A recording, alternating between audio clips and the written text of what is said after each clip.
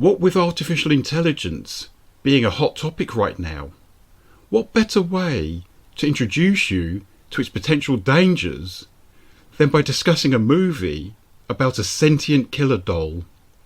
My name's Stephen Archibald, and welcome to my movie podcast.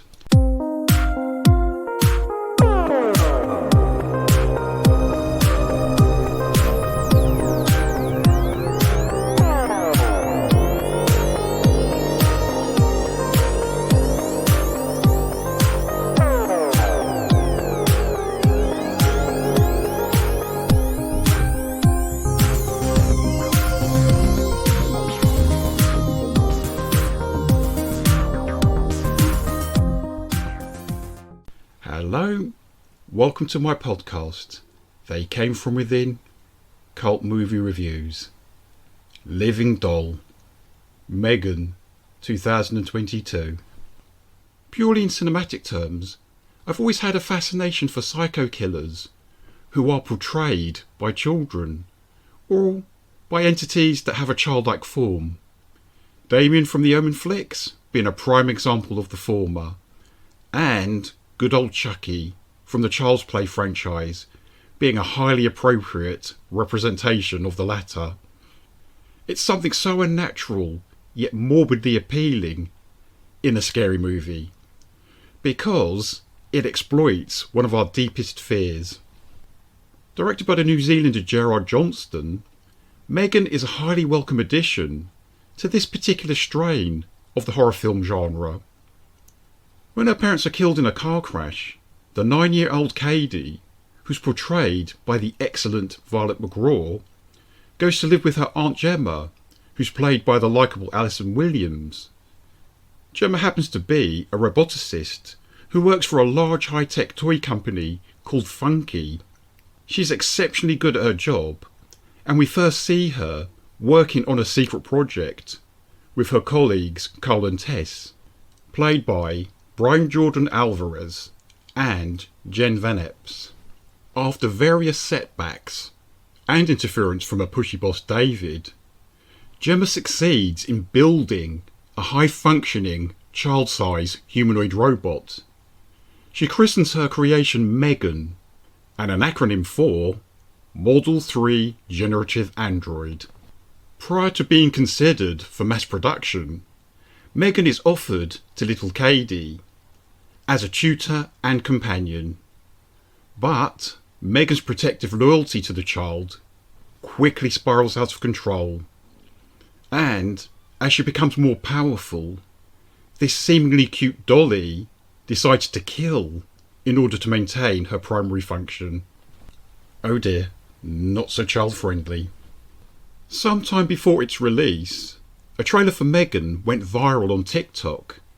Consequently, the makers decided to recut it as a PG-13 to entice youngsters to see it at the cinema. It was a strategy that paid off handsomely. Luckily for us older folk, the gruesome bits were restored for the DVD, Blu-ray and digital TV releases of the movie. The film isn't just a straightforward fright fest. Plenty of dark humour and camp elements are thrown into the mix. The picture's even audacious enough to have M3GAN sing a couple of pop songs. The movie's star, Alison Williams, was terrific as Rose Armitage in Jordan Peele's outstanding Get Out from 2017. It certainly put paid to her goody-goody image. And Violet McGraw is destined to go far. The same applies to her equally gifted sister Madeline, who's one of the stars of the fine horror flick The Black Phone, which I reviewed just recently. Violet was 10 at the time of filming. M3GAN was written by Akilah Cooper from a story by Akilah and James Wan. Wan is a major player in the horror movie field. He is an Australian director, writer and producer who's behind the Saw, Insidious and the Conjuring franchises.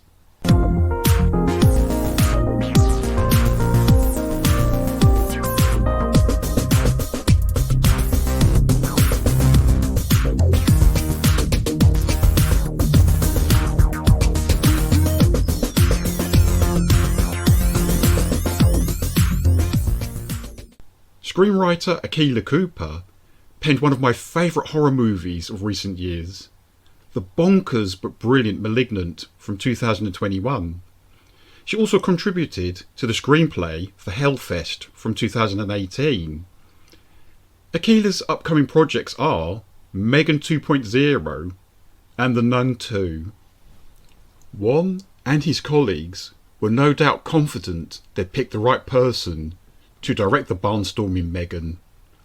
Gerard Johnson had displayed all the right directorial skills in his 2014 horror comedy film Housebound, and directing 6 of the 12 episodes of The New Legends of Monkey in 2018, showed he was versatile and flexible.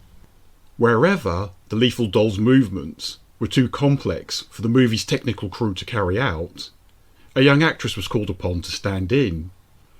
Amy Donald took on the part, and, what with her also being a trained dancer, she carried out the chase and fight sequences with a balletic grace. M3GAN's soulless voice was provided by Jenna Davis. The director Johnston had said he wanted M3GAN's face to be along the lines of Audrey Hepburn, Grace Kelly and Kim Novak. Now, I don't know if it's just me, but I found the doll's face to be more of a hybrid of Mary-Kate Olsen and Scarlett Johansson. Grave concerns about advanced AI have been around for quite some time now.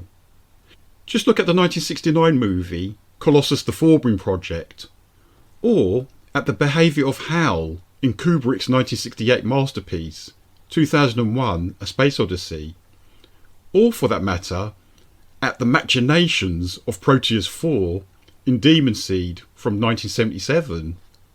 If you worry about one day being replaced by an intelligent machine, this movie won't allay any of your fears, which I suppose is why it has the power to quietly unsettle. Apart from the leads, good performances are also given by Ronnie Chang, who plays Gemma's uber-demanding boss David, and Amy Usherwood, who portrays the kindly therapist who tries to help Katie. Peter McCaffrey's cinematography, Jeff McAvoy's editing, and Anthony Willis's music score are all top-notch. M3GAN may take its time to fully click into gear, but once it does so, it hurtles towards its suspense-filled conclusion.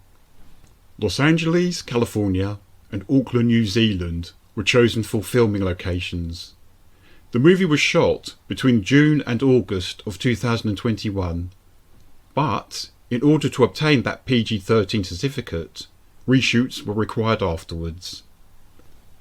The Guardian's Peter Bradshaw was spot on when he said that M3GAN provided some adroit satirical touches about dolls as toxic aspirational templates, and dolls being parodies of intimacy and sensitivity, and the great Kim Newman called it solidly entertaining for sticking closely to the template of the superhuman pal goes nutsoid movies. Although, what with my being an animal lover, I wouldn't be as flippant as Newman about the neighbour's dog's demise. From a modest budget of around $12 million, M3GAN made $176 million at the box office. Even when you consider advertising costs, this is quite an impressive outcome. Do see the film, but don't have nightmares.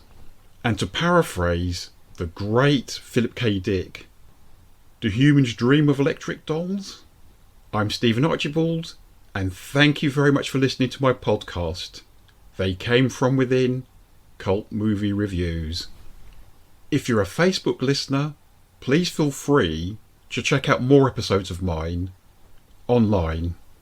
Listen or download, like or subscribe. Hell, you might even find the urge to follow me. Thanks again. Be safe out there, and bye bye for now.